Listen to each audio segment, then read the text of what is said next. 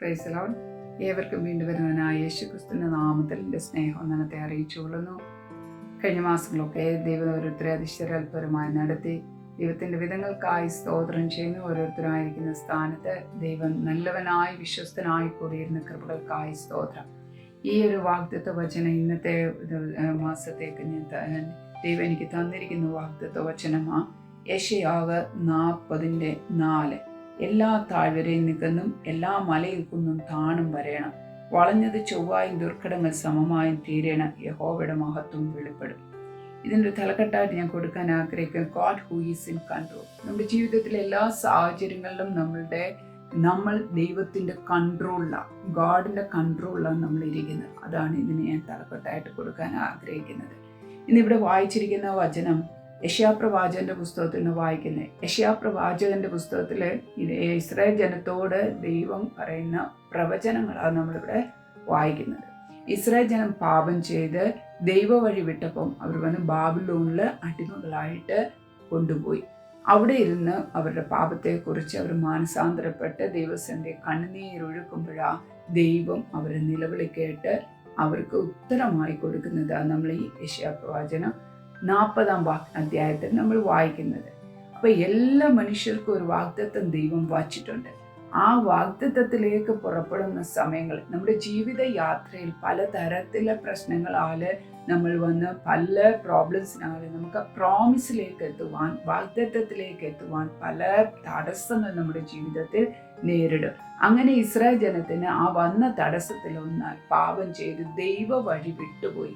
ദൈവ വഴി വിട്ടു പോകുമ്പോൾ ആ പ്രോമിസിലേക്ക് അവന് ചെല്ലാനായിട്ട് പോയ അത്രയും വഴിയിൽ അവർ പുറമോട്ട് വന്ന് ആ സമയത്ത് അവർ ദൈവസന്നിധി വീണ്ടും നിലവിളിക്കുമ്പോൾ ദൈവം അവർക്ക് മനസ്സലിഞ്ഞ് അവരോട് പറയുന്നത്, ആദ്യം വായിക്കുന്നത് ആശ്വസിപ്പീൻ നാം വായിക്കുന്നത്. അവരോട് ആദരവോട് സംസാരിക്കാനാ യെശയ്യാവോട് പറയുന്നത്. വീണ്ടും വായിക്കുന്നത്, നിങ്ങളുടെ യുദ്ധസേവ തീർന്നു പോയി, നിങ്ങളുടെ അകൃത്യങ്ങളൊക്കെ മോചിക്കപ്പെട്ടിരിക്കുന്നു, നിങ്ങളുടെ ഇസ്രായേൽ ജനത്തിന്റെ പാപത്തിന് ഇരട്ടിയായി അവർ പ്രാപിച്ചിരിക്കുന്നു. ഇതാണ് നമ്മൾ ആദ്യത്തെ 2 വാക്യത്തിൽ നമ്മൾ വായിക്കുന്നത്. വീണ്ടും വീണ്ടും ദൈവം പറയുന്ന അവരെ ആശ്വസിപ്പിച്ചുകൊണ്ട്, എത്ര ദൈവ വഴി വിട്ടാലും ദൈവത്തിൻ്റെ കുഞ്ഞുങ്ങളെ ദൈവം ഒരിക്കലും മറന്നു കളയത്തില്ല. അതാണ് നമ്മളവിടെ കാണുന്നത്. ദൈവം വീണ്ടും അവൻ്റെ സന്നിധി വീണ്ടും നമ്മൾ മടങ്ങി വരുമ്പോൾ ദൈവം വന്ന് നമ്മളെ ആശ്വസിപ്പിക്കുന്ന ദൈവം, നമ്മളെ തീരെ തറമട്ടം തള്ളുന്ന ദൈവമല്ല. ആദരവോട് നമ്മളോട് സംസാരിച്ച് നമ്മുടെ പാപങ്ങളെല്ലാം നമ്മളോട് ക്ഷമിച്ച് ദൈവം നമ്മളെ വീണ്ടും തൻ്റെ കുഞ്ഞായി ചേർത്ത് കൊള്ളുന്ന ഒരു വാക്യങ്ങളാണ് നമ്മളവിടെ വായിക്കുന്നത്. അതിന് ദൈവം അവരോട് വീണ്ടും പറയുന്നത് എന്താ? എല്ലാ താഴ്വരയും നികന്നു വരണം. നിങ്ങളുടെ ജീവിതത്തിൽ കടന്നു വന്ന, കഴിഞ്ഞ കാലങ്ങളിൽ നമ്മുടെ ജീവിതത്തിൽ കടന്നു വന്ന ചില തോൽവികളുണ്ട്, താഴ്ചകളുണ്ട്, വേദനയുണ്ട്, നിരാശയുണ്ട്, കഷ്ടമുണ്ട്, നഷ്ടമുണ്ട്. ഇതെല്ലാം താഴ്വരയും നമുക്ക് നികഞ്ഞു വരണം.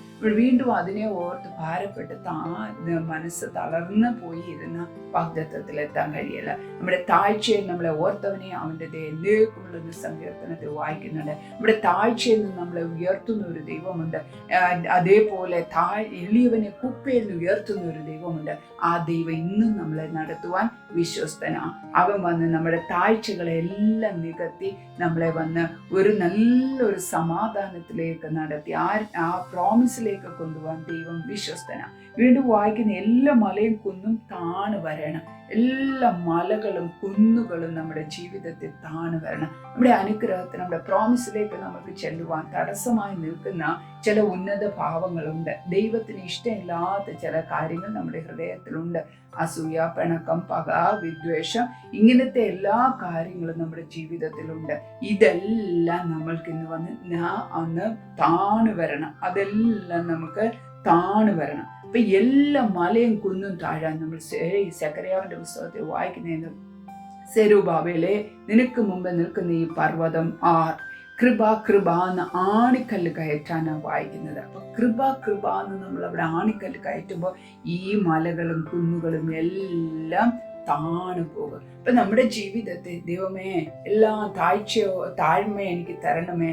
ഉന്നത ഭാവമുള്ളവനെ ദൈവം വെറുക്കുന്നു, ഗർവിയോവനെ വെറുക്കുന്നു, താഴ്മയുള്ളവനെ ദൈവം കൃപ കൊടുക്കുന്നു. അപ്പൊ നമ്മൾ ദൈവസന്ധി താഴ്ന്നതാ ദൈവത്തിന് ഇഷ്ടം. അതാ നമ്മൾ താണ് വരണം ദൈവസന്ധി. നമ്മുടെ എല്ലാ ഉന്നത ഭാവം, എനിക്കെല്ലാം കഴിയും, എന്നാൽ ഒന്നും കഴിയാത്തതില്ല, അങ്ങനെയുള്ള നികള ഭാവങ്ങളെ എല്ലാം നമ്മൾ വന്ന് താഴ്ത്തി ദൈവസന്ധി നമ്മൾ കൊടുക്കുമ്പോൾ ആ പ്രോമിസിലേക്ക് ദൈവം നമ്മളെ കൊണ്ടുപോകുക.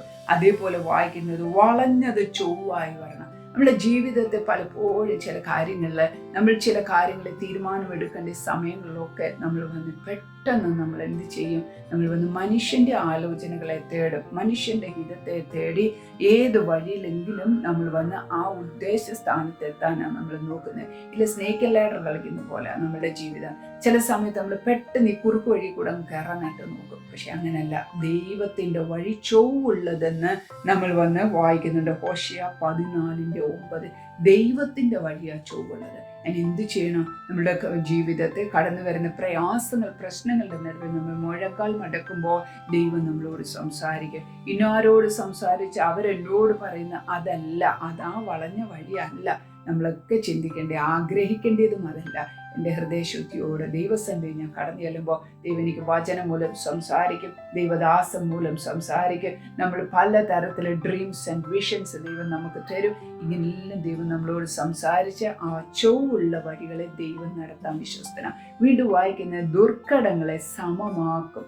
അപ്പൊ ദുർഘടങ്ങളെ സമമാക്കും എന്നുള്ളതായി ദൈവം എനിക്ക് കൂടുതലായിട്ട് സ്ട്രെസ്ഫുൾ ആയിട്ട് തന്നിരിക്കുന്നത്. അപ്പം നമ്മുടെ ജീവിതത്തിൽ പല കാര്യങ്ങൾ ഇന്ന് വന്ന് നമ്മൾ എല്ലാ കുടുംബസ്ഥരായിരിക്കുന്ന നമ്മളുടെ ജീവിതത്തിൽ പല കാര്യങ്ങളും നമ്മൾ വന്ന് നേടാൻ നമ്മൾ ശ്രമിക്കുന്നുണ്ട്. ഇപ്പം നമ്മുടെ കുഞ്ഞുങ്ങളുടെ വിദ്യാഭ്യാസം, അവരുടെ ഭാവി, അവരുടെ ജോലി, അതുപോലെ ഭവന നിർമ്മാണം, അതുപോലെ കുഞ്ഞുങ്ങളുടെ വിവാഹം, ഇങ്ങനെ ഓരോ കാര്യങ്ങളും നമ്മൾ വന്ന് നേടിയെടുക്കാൻ ശ്രമിക്കുന്നതിൻ്റെ ഇടയിൽ ചിലതെല്ലാം നമുക്ക് വന്ന് കഴിയാതെ, അത് വന്ന് സക്സസ് ആയി വരാൻ കഴിയാതെ ചില ദുർഘട കാര്യങ്ങളുണ്ട്. അതെല്ലാം ഒരു ദുർഘടമായിട്ടാണ് നിൽക്കുന്നത്. ഇതെല്ലാം ഒരു തടസ്സമായിട്ട് നിൽക്കും. അത് നമ്മുടെ പ്രോമിസിലേക്ക് എത്തുവാൻ നമ്മൾ അവിടെ വന്ന് നിൽക്കുക.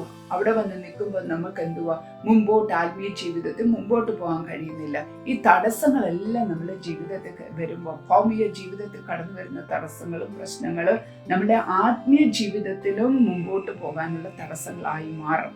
അപ്പോൾ ഇതിനെല്ലാം നമ്മൾ അതിജീവിക്കണമെങ്കിൽ ഇത് വന്ന് സമമാകണം. അപ്പൊ യഹോവയുടെ മഹത്വം നമ്മളിൽ വെളിപ്പെടും. ദൈവത്തിന്റെ മഹത്വം നമ്മൾ വെളിപ്പെടണമെങ്കിൽ ഇത് വന്ന് സമമാകണം. അപ്പൊ എല്ലാ താഴ്വരയും നികന്നു വരണം, എല്ലാ മലയും കുന്നും താണ് വരണം, വളഞ്ഞത് ചൊവ്വായി വരണം, ദുർഘടങ്ങൾ സമമായി വരണം. അപ്പൊ ദുർഘടങ്ങളും എല്ലാം നമ്മുടെ ജീവിതത്തിൽ സമമായി വന്നെങ്കിൽ മാത്രമേ യഹോവയുടെ മഹത്വം വെളിപ്പെടൂ. യഹോവയുടെ മഹത്വം എങ്ങനെ വെളിപ്പെടുന്നത്? നമ്മൾ വായിക്കുന്നത് ഹഗായി 2:9 ഈ ആലയത്തിന്റെ മഹത്വം മുമ്പിലത്തെ വിட പിൻബലത്തേത് വലുതായിരിക്കും. അപ്പൊ മുമ്പിലത്തെ ഒരു മഹത്വം നമ്മുടെ ജീവിതത്തിൽ ഉണ്ടായിരുന്നു, അതിന്ന് താഴ്ച കാരണം നഷ്ടപ്പെട്ടു പോയി. നമ്മുടെ ജീവിതത്തിലെ ചില ദുർഘടങ്ങൾ കാരണം ആ മഹത്വം നഷ്ടപ്പെട്ട് നമ്മൾ നിൽക്കുക. പക്ഷേ ഇനി നമ്മൾ ദൈവസന്നിധിയിൽ കൂടുതലായി അടുത്തിരിക്കുമ്പോൾ ആ സർവശക്തൻ നമ്മളെ ഒരിക്കലും കൈവിടാത്തൊരു ദൈവം, നിങ്ങളെ വഴി വെച്ച് വിട്ടേച്ചു പോകുന്ന ദൈവമല്ലെന്ന് അരുളി ചെയ്ത ദൈവം, ഇസ്രായേലെ നീ എന്നാൽ മറക്കപ്പെടുവതില്ല എന്ന് അരുളി ചെയ്ത ദൈവം, ആ ദൈവം നമ്മളെ വീണ്ടും നടത്തുവാൻ വിശ്വസ്തനാ. ആ ദൈവം നമ്മളെ ആ വാഗ്ദത്വത്തിലേക്ക് കൊണ്ടു ചെന്നെത്തിക്കും. അതിലാ നമ്മുടെ മഹത്വം വലുതായി തീരും. മുമ്പലത്തെ മഹത്വത്തെ വിட പിൻബലത്തെ മഹത്വം ഈ ആലയത്തിന് വലുതായി തീരും. നല്ലൊരു ഉദാഹരണമായിട്ട് നമ്മൾ വായിക്കുന്നത് യോസേഫിനെ കുറിച്ചാണ്. ജെനസിസ് 31 ചാപ്റ്റേഴ്സ് 37-41 നമ്മളത് വായിക്കുന്നു. ഒരു യോസേഫ്, 17 വയസ്സുള്ള യോസേഫിനെ അപ്പം വന്ന് സഹോദരങ്ങളെ തേടി അപ്പവുമായിട്ട് അയച്ചതാ. പക്ഷെ ആ സഹോദരങ്ങൾ അസൂയയുടെ കണ്ണുകൾ കൊണ്ട് അവനെ കണ്ടപ്പോൾ അവൻ്റെ പ്രോമിസ്, അവൻ്റെ ഈ സ്വപ്നം ഇന്നോട് ഇതിനൊരു തീർത്ത് കിട്ടുമെന്ന് വിചാരിച്ച് അവനോട് പെരുമാറി. പക്ഷേ യഹോവയായ ദൈവം അവൻ്റെ കൂടെ ഉണ്ടായിരുന്നത് കൊണ്ട് അവന് മിസ്രൈമെ കച്ചവടക്കാർക്ക് വിറ്റു. അവിടെ നിന്ന് പോത്തിഫേർ അടിമയാക്കി അവനെ വാങ്ങി. ആ വാങ്ങിയ സ്ഥലത്ത് നിന്ന് അവൻ വന്ന് പോത്തിഫേറിന്റെ ഭവനത്തില്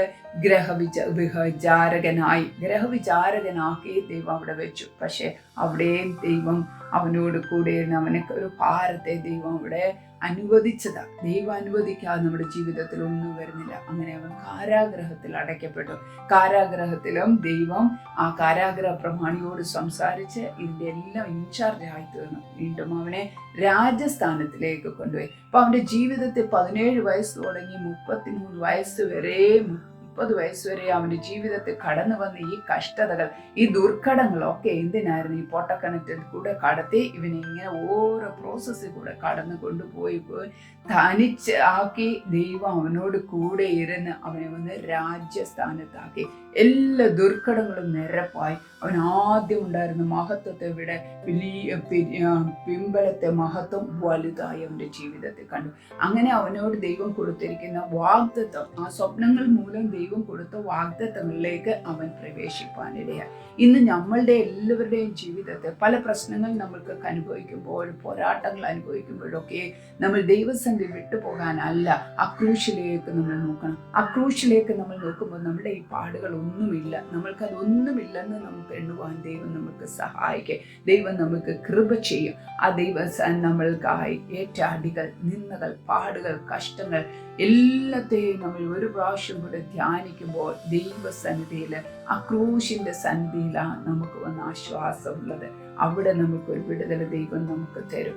എല്ലാവരും ഇന്ന് വന്ന വാഗ്ദത്തത്തിലേക്ക് പ്രവേശിക്കുവാൻ, നമ്മുടെ ജീവിതത്തിൽ കടന്നു വരുന്ന പല പ്രശ്നങ്ങളുടെ നടുവിലും ആ വാഗ്ദത്തത്തിലേക്ക് എത്തുവാൻ നമ്മൾ ദൈവസന്നിധി മുഴങ്ങൾ മടക്കണം. ദുർഘടങ്ങളെ ഞാൻ നിനക്ക് മുന്നമേ കടന്നു എന്ന് ദുർഘടങ്ങളെ നിരപ്പാക്കുമെന്ന് കോരശിനോട് ദൈവം പറയുന്നത് പോലെ നമ്മുടെ ജീവിതത്തിലെ എല്ലാ ദുർഘടങ്ങളെയും ദൈവം നിരപ്പാക്കി ദൈവത്തിന്റെ മഹത്വം നമ്മുടെ ആലയത്തിൽ വെളിപ്പെട്ട് ദൈവനാമം നമ്മളെ മഹിമപ്പെടും. ആ വാഗ്ദത്തം എല്ലാം നമ്മുടെ ജീവിതത്തിൽ നമ്മൾ വന്ന് പ്രാപിച്ചാൽ നമുക്ക് ഒരു വലിയൊരു വാഗ്ദത്തം നമ്മുടെ ജീവിതത്തിലുണ്ട്. അതാണ് നിത്യത. ആ നിത്യത നമ്മൾ നഷ്ടപ്പെടുത്തരുത്. ഒരിക്കലും ഒരു കാരണവശാലും നമ്മുടെ ജീവിതത്തിൽ നിത്യതയെ നഷ്ടപ്പെടുത്തുന്ന ഒന്നും നമ്മുടെ ജീവിതത്തിൽ ഉണ്ടാകാതിരിക്കാൻ നമ്മൾ ശ്രമിക്കുക. ദൈവത്തോട് അടുത്തിരിക്കുക. പാപ വഴികളെ വിട്ടുനിന്ന് പരിശുദ്ധത്തിനായി നമ്മൾ നിൽക്കുമ്പോൾ കർത്താവ് നമ്മളെ അതിനായി ഒരുക്കി അനുഗ്രഹിച്ച് അവന്റെ രാജ്യത്തിൽ നമ്മളെ കൊണ്ടുപോകാൻ ദൈവം വിശ്വസ്തനാണ്. എല്ലാവരെയും നമ്മൾ അനേകരെ ഒരുക്കുന്നവരായി കൂടെ ഇരിക്കണം. നമ്മുടെ കൈകൾ വെറും കൈയായി നമ്മൾ ചെല്ലാൻ അനുവദിപ്പിക്കാതെ വേണം ദൈവസന്നിധിയിൽ നമ്മൾ മറ്റുള്ളവരെ ഓർത്ത് ദൈവത്തോട് കൂടുതൽ അടുത്തിരിക്കുവാൻ, അവർക്ക് വേണ്ടി പ്രാർത്ഥിക്കുവാൻ ഒക്കെ ദൈവം നമ്മളെ ഇവരെ സഹായിക്കട്ടെ. ദൈവം തന്ന ഈ വചനങ്ങളാൽ നിങ്ങളെ ഓരോരുത്തരെ അനുഗ്രഹിക്കട്ടെ എന്ന് പ്രാർത്ഥിക്കുന്നു.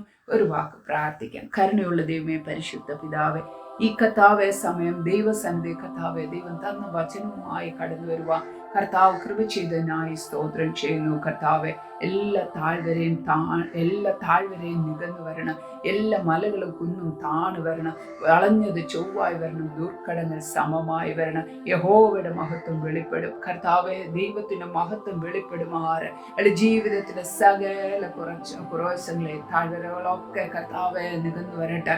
എല്ലാ കർത്താവെ സ്തോത്രം മലകളും കുന്നുകളും നികന്നു വരട്ടെ. കർത്താവെ, ദൈവത്തിന്റെ കരങ്ങളിൽ ഏൽപ്പിക്കുന്നു. വളഞ്ഞ വഴികൾ ചൊവ്വായി തീരട്ടെ. ദുർഘടങ്ങൾ ആമേൻ സമമായി തീരണമേ.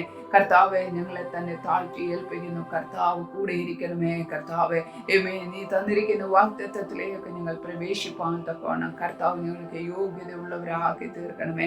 ദൈവത്തിന്റെ അത്ഭുതങ്ങളെ കാണുവാൻ കർത്താവ് കൃപ ചെയ്യണമേ എന്ന് പ്രാർത്ഥിക്കുന്നു. കർത്താവെ, ദൈവമഹത്വം ഞങ്ങളിൽ ഓരോരുത്തരും വെളിപ്പെടണമേ. എന്നെ കേൾക്കുന്ന ഓരോ ജനത്തിനായി സ്തോത്രം ചെയ്യുന്നു. എല്ലാ കുടുംബങ്ങളിലും ദൈവ സാന്നിധ്യം കാലം ഇറങ്ങി വരട്ടെ. ദൈവത്തിന്റെ വിടുതലുകൾ ഇറങ്ങി വരട്ടെ. അവരുടെ ജീവിതത്തിലെ ദുർഘടങ്ങളെല്ലാം സമമായി വരട്ടെ.